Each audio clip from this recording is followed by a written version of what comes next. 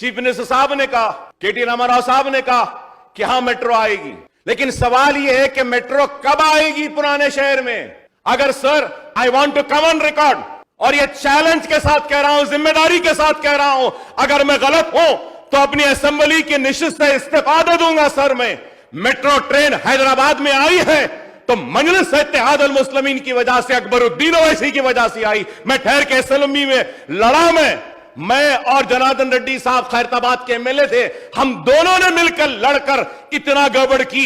वो जनार्दन रेड्डी साहब mono train कहते थे, मैं मेट्रो ट्रेन कहता था। हम दोनों के झगड़े के बाद हम दिल्ली को गए। राजशेखर रेड्डी साहब ने कहा, Akbar you go to Delhi and see the metro train. वहां जाकर हम देखने के बाद हैदराबाद में मेट्रो ट्रेन लाए।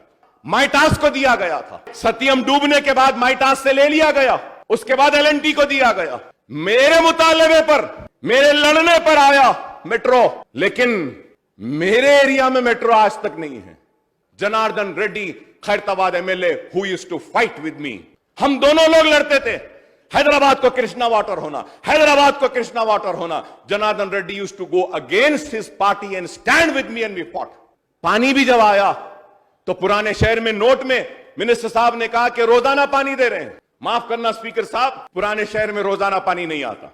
एक दिन आया तो एक दिन नहीं आता, उसके बाद के दिन को आता है, और बास जगह पे तो 5-5 दिन नहीं आता है। सेकेंड फेज का पानी पुराने शहर के लिए था, हम लड़के लाए थे।